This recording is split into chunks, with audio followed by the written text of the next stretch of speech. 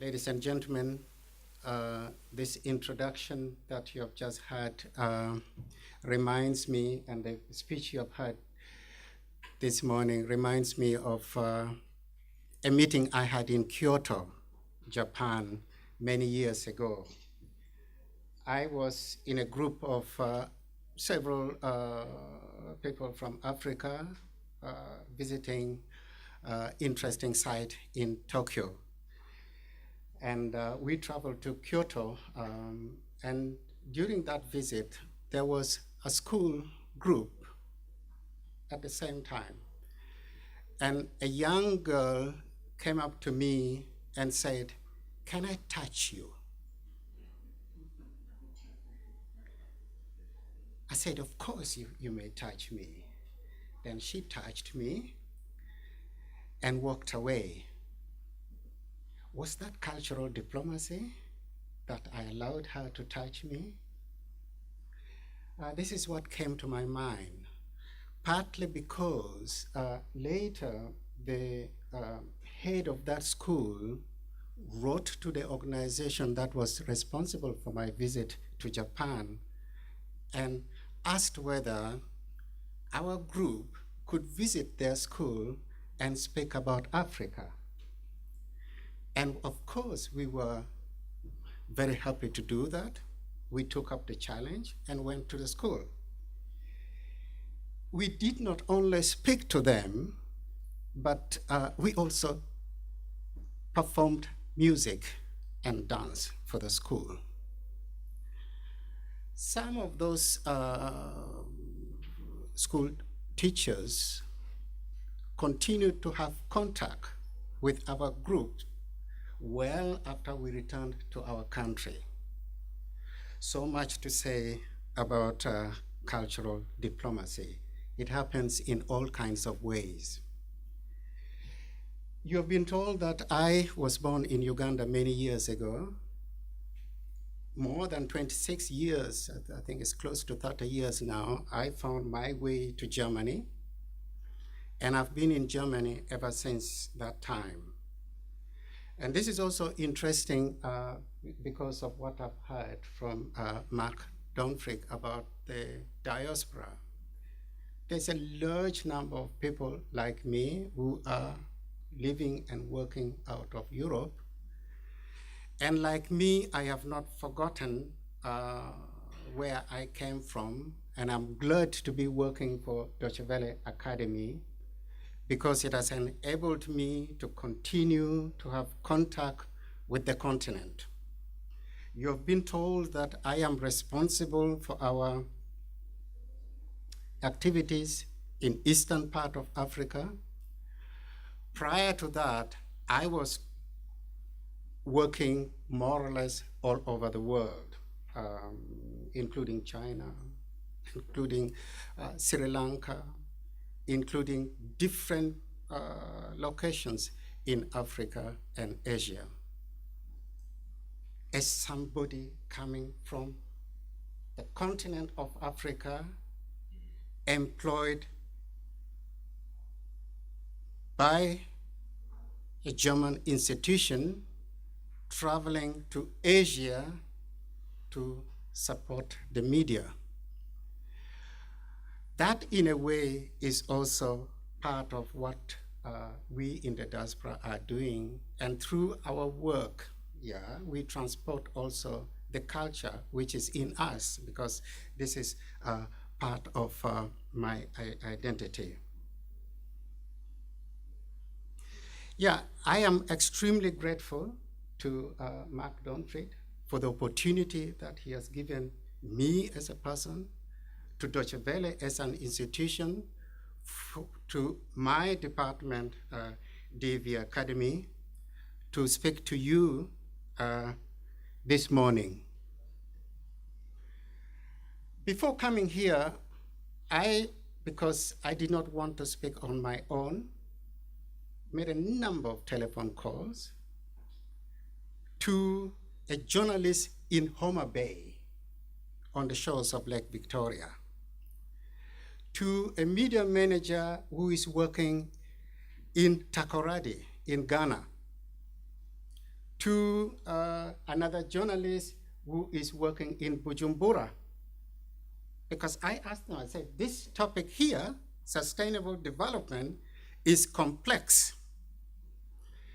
I need to know what you people think about that.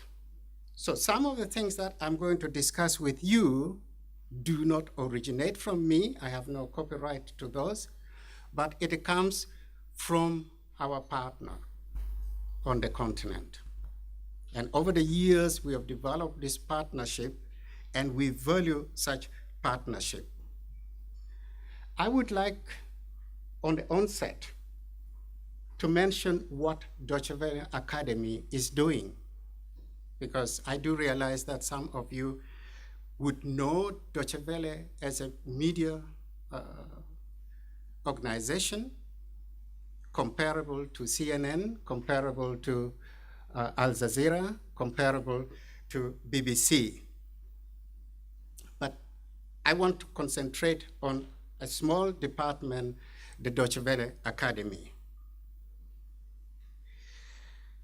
Deutsche Welle Academy, okay, that's part of the.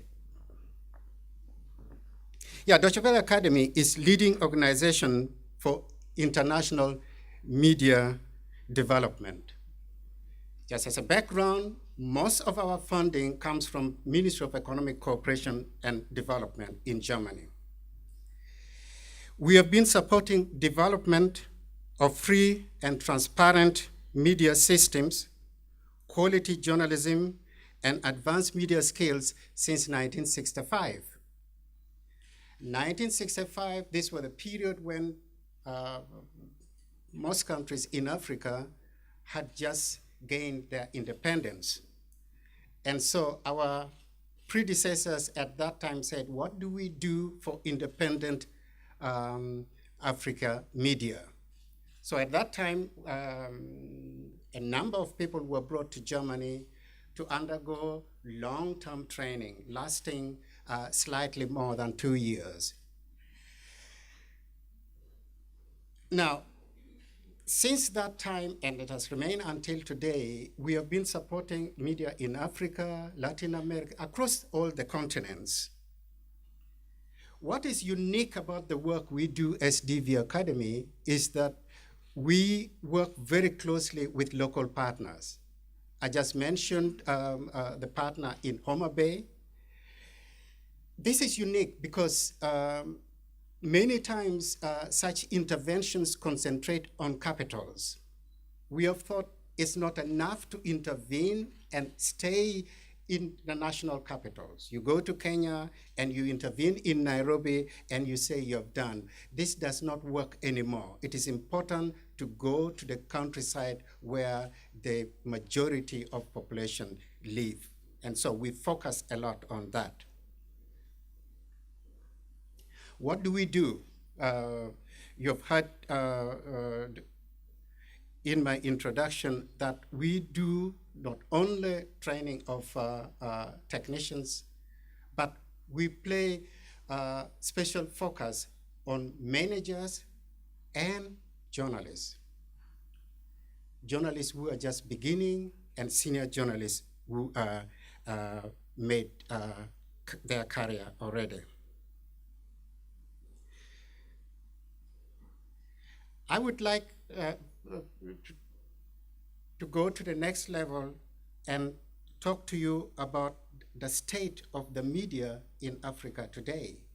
What is the state of the media and what role are they playing?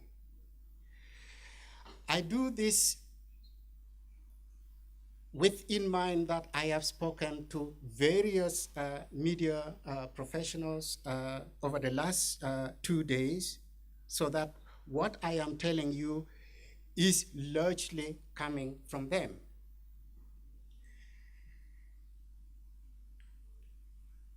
There has been, I must say on the onset, that there has been a lot of positive progress in the media landscape across Africa in the last few years.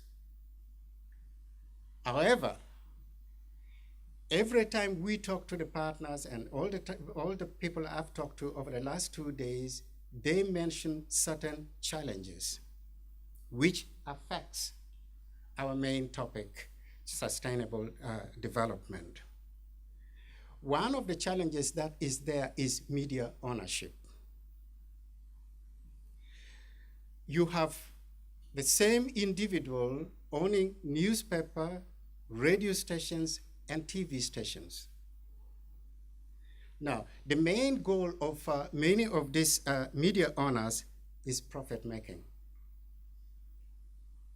but not serving the public.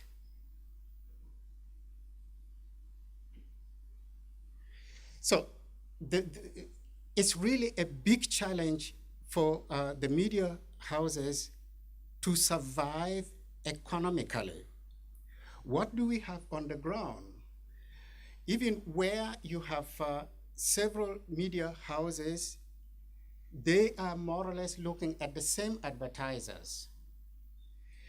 What are the major advertisers across the continent? Telephone companies. So what control do some of these companies have?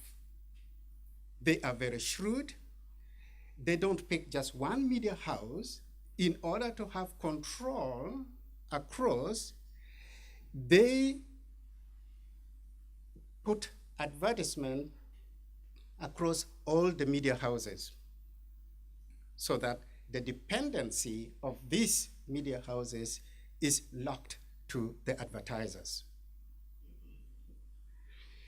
And then when it comes to reporting, I was talking to one media manager 2 weeks ago who said it is impossible to criticize the only advertiser in his radio station. He has given orders to his journalists, when something about that company comes up, let me have it. I will have to give you the go-ahead. Do you put it on air or you don't? So pressure to make profit means that controversial issues never come on air, are never reported in the newspapers. What we know, perhaps you have also noticed that over the last few years, investigative journalism have going down and almost disappearing. Because first of all, because many of these media houses are not economically stable, they do not give money, they do not make money available for investigative journalism. Of course, the other reasons we have already touched. If it is touching one of their main sponsors, then it is also a no-go area. Talking also to some journalists over the last 2 days, they have mentioned that the main problem is obsession with politics. Okay? So the first page is politics, the second page is politics. It is something that is on and on. So topics which perhaps touch on sustainable development is given less attention, less space. Another issue raised by our partners also touch NGOs and development partners. When there's a small radio station on the countryside, the NGOs come. For what reason? They want PR, because they want the copy of this to be given to their stakeholders, to be shown to their sources of financing, not helping a lot to proper role of the media in the countryside. Now, the goal of having a pluralistic media is yet to be won. The reason being what I said on the onset, that very few people are controlling the media. The other second reason, which is being voiced across the continent, is numerous politicians owning the media. Sometimes the politicians are from the same governing party, such that then other opinions different from the ruling group does not find space in the media. This is a challenge that remains. This is a challenge that we have to continuously tackle as communities interested in the development of Africa. Coming back to media, many media houses, of course, some of them, when they started up, they thought they were going to make money, only to realize that making money is not easy. Partly because of the economic base in the countryside, in their communities, partly because some of these management have not been sufficiently trained in managing these media houses. And so this is part of the thing that Deutsche Welle Academy, in the programs that we are planning now, is to support media houses so that they can be sustained, so that the media in Africa can be sustained. And sustaining them will have to begin with their being economically independent.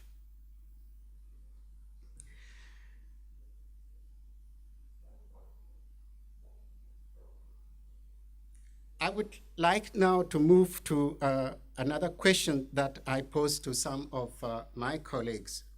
What role should the media be playing in covering development that meets the needs of the present without compromising the ability of future generations to meet their own needs? I mean, that is our main theme. What role should the media be playing? The problem we have is that the objective of sustainable development is broad and affects virtually every aspect of life. That's the problem our journalists have. It is not a single issue where you can touch it and you can, once you have understood it, it's enough. It's several issues and difficult to analyze. You know, you have young journalists who are just starting their career, and we are asking them to analyze this in local language to make sense for local communities. And so it's always a big problem, and the way it is presented is often then very dry and uninteresting. That comes up as a challenge for Deutsche Welle Academy. How do we support our partners so that they are able to achieve that? We know that it is important to look at the smallest unit of sustainable development and bring it down to the person on the street. I must add to a person in the village, because in the street will make me stop in Cape Town, but not in the village, in the countryside, because that's what counts when we talk about sustainable development.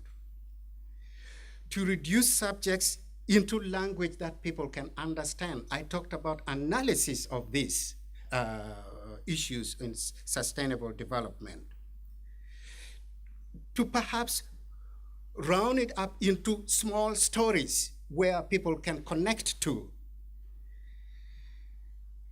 and to put it in a way which is relevant to the local person. That's again one of the reasons why, we have Deutsche Welle, so we may have CNN, but how can I make a topic like this relevant for somebody in a particular village? How can I make it relevant for a particular village when I am an international broadcasting to all the continents? And this is why we as Deutsche Welle Academy thought, we don't do it through Deutsche Welle. We support the local partners so that they can frame the topic of sustainable development for their local audience in their local language so that people can relate to these issues. It's the only way. We cannot have it as an international broadcaster that this is our role.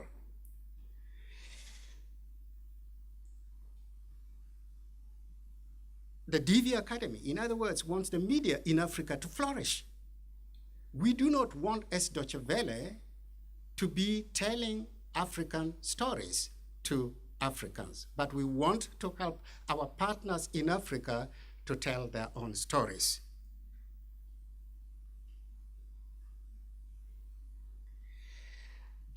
Talking over the last few days to our partners, what have they told me?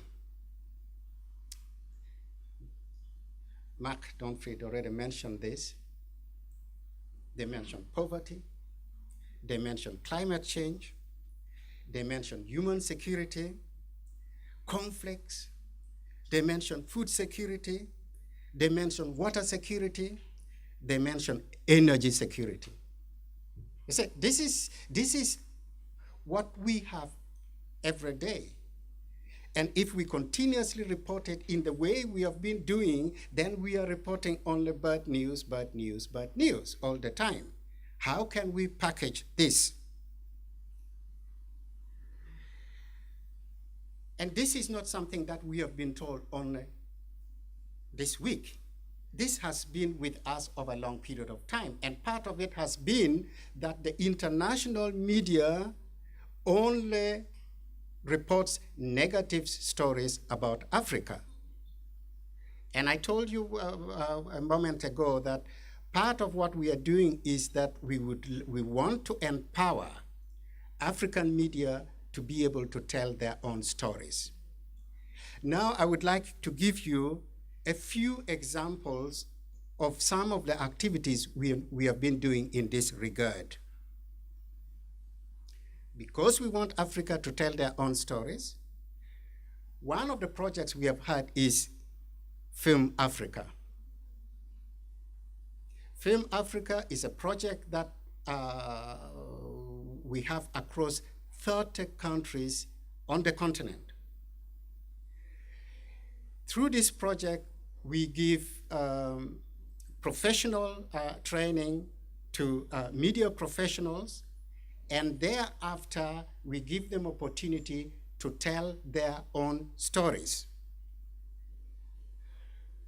Part of the idea is that each of these 30 countries produce a single story, and these stories are then put in a basket and made available to all the countries. So much to the fact that within Africa, sometimes it's easier to see a story out of the developing world than to have a story from a neighboring country. And through this project, we tried to answer that so that inter-Africa exchange begins to pick up. Not only that, through Deutsche Welle, we broadcast all these 30 stories produced by African professionals for Africa to an international audience. We say, this is a chance for Africa to tell their own stories. Environment has been a key factor, always recurring,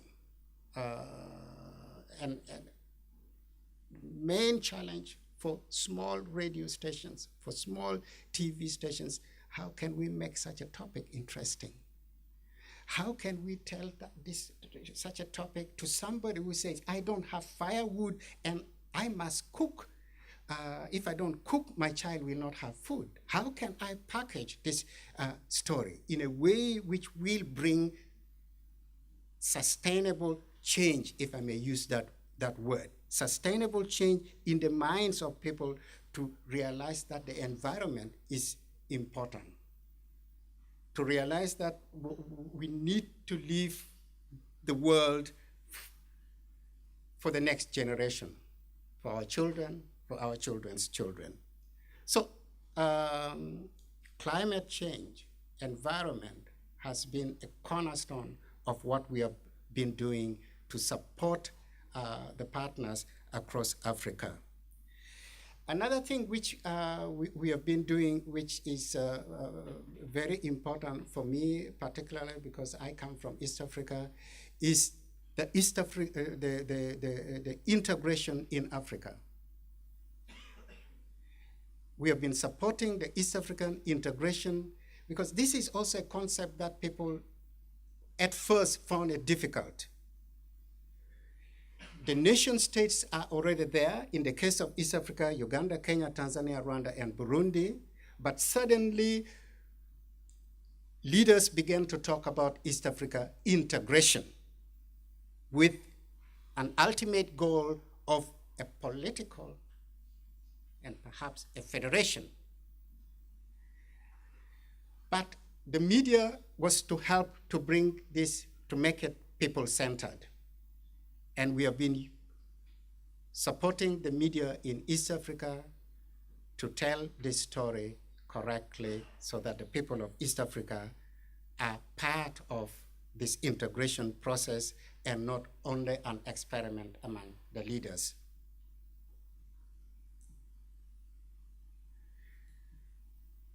Across Africa today, we have conflict raging in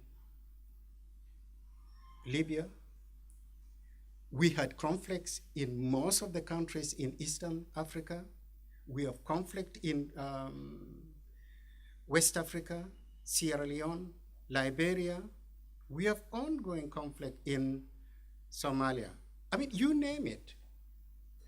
So that even when we are talking about development, we cannot run away from dealing with conflict. And what is the role of the media if we do not find a way to end these conflicts? If we do not find a way to have dialogue within the communities. So we have helped various partners across Africa to report conflict in a sensitive way, to deal with peace building.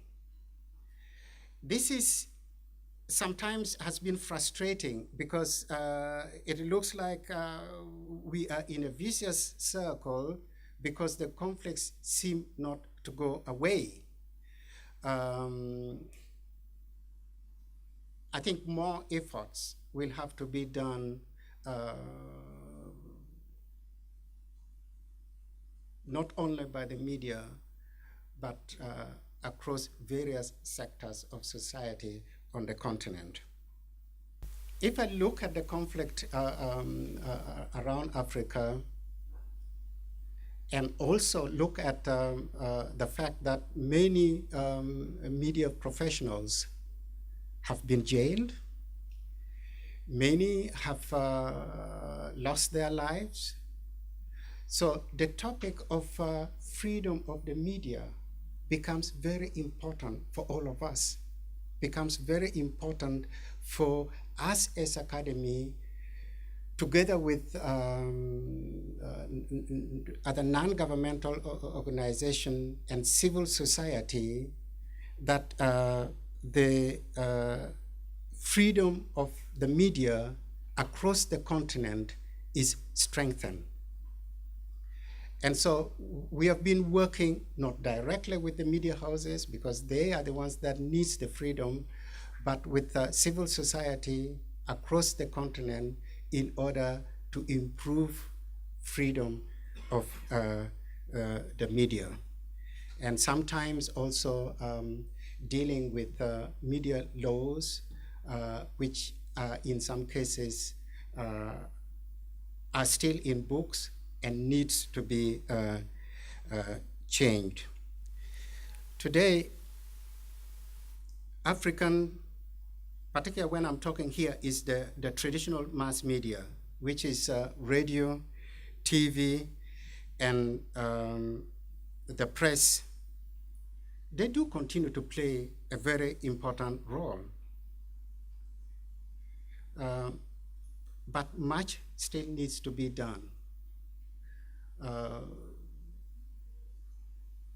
Even after 50 years of organizations like ours working on the continent, one would say, is the job not yet done? No.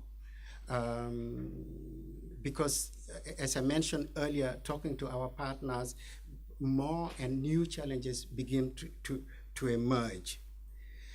And when we talk about dealing with sustainable development, how can a local media, which is just barely economically surviving, deal authoritatively, professionally with these important topics?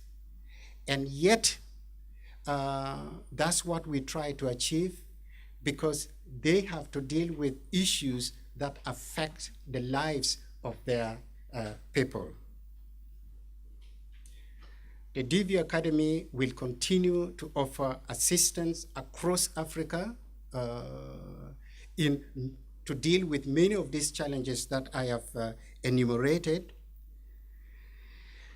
I would like to thank the organizers of this symposium for allowing me to share some of these points with you.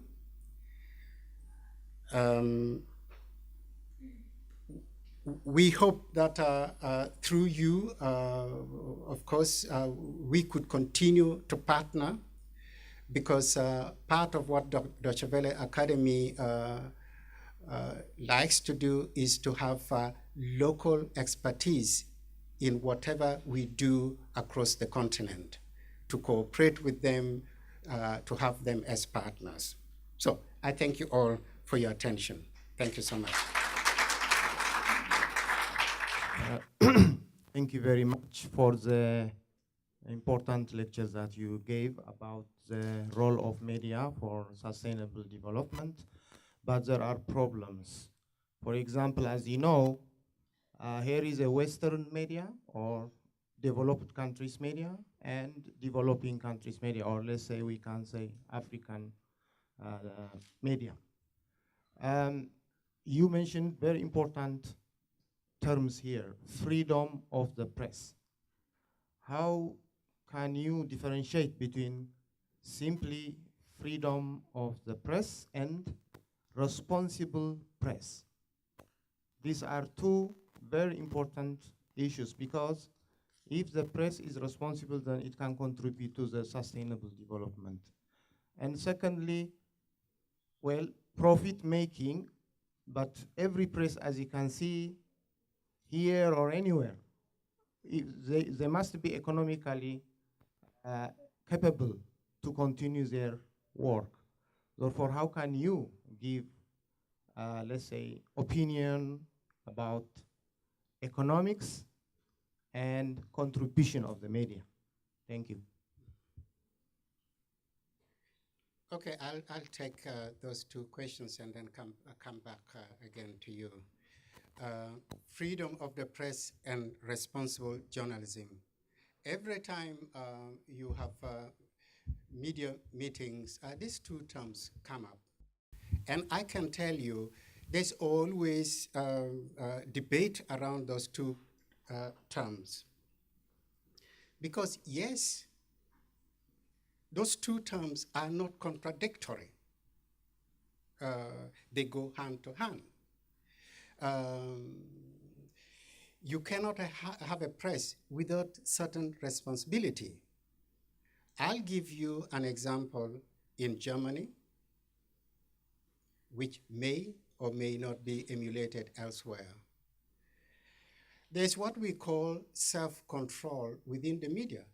And across Africa, we also have such institutions with varying levels of the way they carry out their business. But a responsible media is possible, except the media and journalists will always tell you that we want to be able to control ourselves, not from the outside. And this is how we, as media, would like that done, not to have an external body doing that. This is working successfully, not only here in Germany, but across several countries. Yes, there continue to be debates because of responsible journalism. Some people say, don't touch this because that's not responsible. But this word responsible, how do we describe responsibility? Responsibility as far as what is concerned. Because when we stop with the word responsible journalism without going into detail, we are giving a blanket yes or a blanket no. Until we dissect further, in what aspect are we talking about? Not to criticize government, not to criticize corruption, because if you criticize this corruption, then this country will not give us aid. Is that what we are talking about as responsibility? So we need the details first in order to discuss it fairly. That's what I would say. Coming to economic sustainability of media. The factors of economics are plain.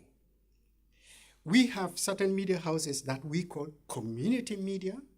It could be a media house for a very poor community, like a fishing village in Lake Victoria. So this is to give the fishermen and their families information that they feel vital for them. And within their economy, they have this community media. Then we have other media which says, no, we would like to make profit. They are there for profit. Yes, they are just like any other business. They want to compete for the available adverts. And if there are so many in one place, across Africa, there are some towns or cities, let me say towns, because cities, then the impact will not be there, which have 30 radio stations. Is the economy of this population able to sustain 30 media houses? So there's that competition. They're all competing from the same telecom company. So the telephone company will come and says, okay, now you are 30, so instead of me giving you 100%, I divide it by 30. So it's so small. So somehow there will be, the economic competition will continue, and yes, some will fall by the wayside. But for us as academy, we say, we don't want you to fall by the wayside simply because of lack of financial management. If that is the only problem, then we will give you training. We will try to give you ideas about new sources for financing, because maybe many of them are just waiting for the telecom company and not thinking about other sources. So. Thank you very much for this interesting topic. Actually, my name is Princess, and I'm from France. And I'm originally from Nigeria. I discovered that I was actually a victim of international media recently, because 10 days ago I was in Nigeria. And there was a time that I stayed there for 3 weeks, and you can't believe I was in a 4-star hotel. That was the African 4-star hotel.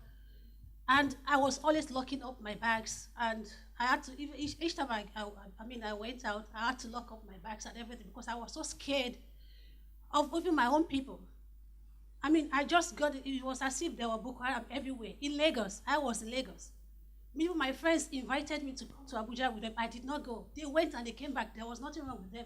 But I was so scared. I was like, something is going to happen to me any moment from now. I couldn't even go out. Even my parents knew that there was a problem with me, and I kept telling them that this is the issue of security.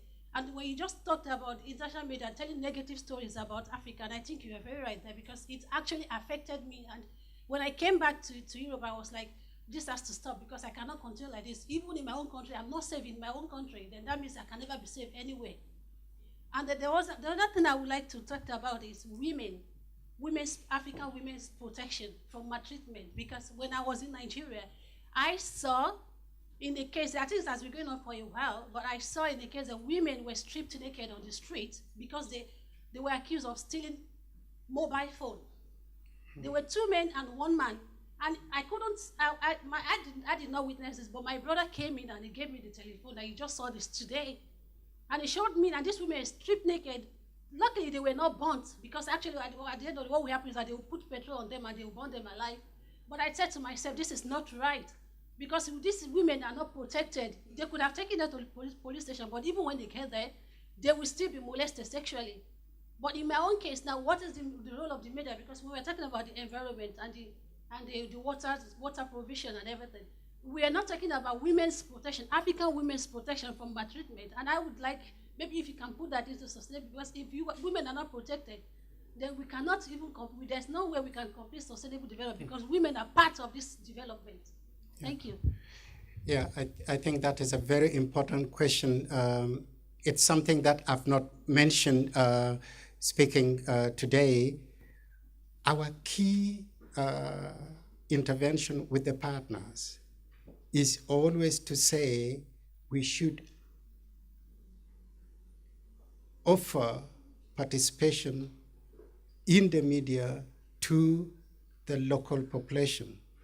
We should offer participation to the women, to the young people.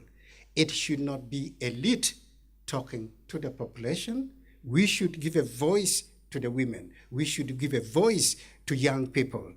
Without doing that, we have no media. It's no longer that one track that elite are telling people what to do. I have not touched it in speaking to you. There's going to be a challenge, because that traditional media which I talked about, which is at the moment still dominant, which is radio, TV, press, this is being challenged by what you talked about, the mobile phone, the internet. It will not be enough for people to wait for the radio. It will not be enough to wait for the TV, because people will be reporting this topic you're talking about. And this is the next topic for us, and that may eventually begin to drive sustainable development totally in a new dimension. Because yes, I know that on the countryside of Africa, mobile penetration is still questionable, because most of the figures we get is talking about the capital. That's where mobile internet is doing quite well. But it will come to the villages, and topics like this will not wait for the media. So I thank you for that example. Thank you again.